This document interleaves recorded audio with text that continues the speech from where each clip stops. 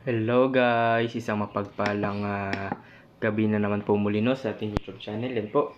So ngayon guys, mayroon tayong ipakitang isang uri ng mutya guys no, na ating na-hunting. Yan po. Ito po isang uri no, ng gamit ng isang elemento. Yan po. So bago po natin ipapakilala, shoutout po muna po no, sa ating mga bagong viewers, no, huwag kalimutan na mag-subscribe, mag-share at mag-comment po sa ating YouTube channel. Yan po, no. At sa mga matagal na pong sumusuporta po sa ating YouTube channel, maraming salamat po sa inyong pagsuporta po no, sa ating maliit na YouTube channel. Yan po. So, at binabati ko rin yung mga kaibigan natin no, na sa labas ng bansa na patuloy na nanonood no, sa ating programa. At patuloy tayong sinusuportahan nila sa ating balita YouTube channel. So ngayon guys ay dito natin makikita at matutunghayan no, ang ating napakahiwagang isang uri ng gamit ng isang elemento. At pagpasensyahan nyo na guys no, medyo yung ano natin, yung parang background ay nawala yung tarpaulin natin kasi may inayos pa dito sa bahay, kaya pagpasensyahan nyo na, kaya malapit na din ito matapos at para maano na din natin ang ating gamit. So yun po no, para mas maganda tingnan ng ating mga mutya at presentable. Yan po no. Yan no, ang ating ano. So huwag natin patagalin guys, ipapakilala na po natin ang ating napakagandang hiyas ng kalikasan.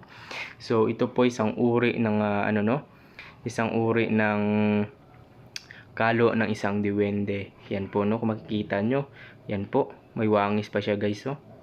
Yan po ang ating ng diwende. Yan po siya. Ipapakita ko sa inyo guys kung gaano katindi ang ating gamit ng isang elemento. Papakita ko sa inyo guys no, at papatayin ko ang ilaw para makita nyo. So yun po. Yan po no, papatayin tayong ilaw guys para makita nyo. Yan no. So yun. Wait lang guys, papatayin ko muna ilaw. So ito siya guys no. So ilawan natin siya guys. Tingnan nyo kung gaano katindi ang ating napakahiwagang mutya po no. Yan po siya. Yan no, may itsura pa siya guys. Yan no. Kita nyo kung gaano katindi ang ating hiyas na kalikasan. Yan po siya. Kung makikita nyo sa malapitan. At dito din guys no, umiilaw din yan no.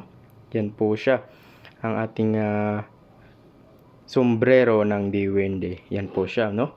Makikita nyo, ito ay napakaganda pong klaseng mutya po no, na ating nakuha dahil binigyan tayo ng ating kaibigan at ng ating gabay ng isang uri ng gamit ng isang elemento. Yan po. Ako, napakagandang hiyas ng ito no. Yan po. Ako, napakagandang hiyas yan, no? Kung sakaling magustuhan nyo yan, guys, pwede nyo akong tawagan, no? Sa aking personal number sa 0994-768-7818. Yan naman po, no, ang aking personal number. Yan po, pwede nyo akong tawag. At pasensya na po, guys, no, na hindi ko kayo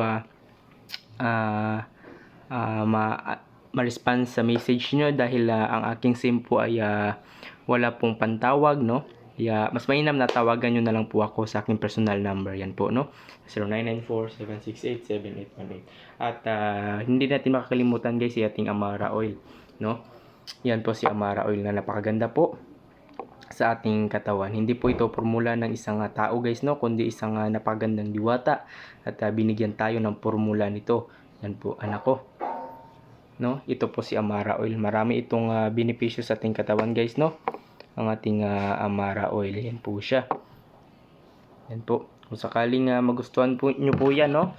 Pwede nyo kong tawagan sa aking personal number. Kaya hanggang dito na lang guys. Maraming salamat po no, sa inyong panonood at suporta po sa ating maliit na YouTube channel.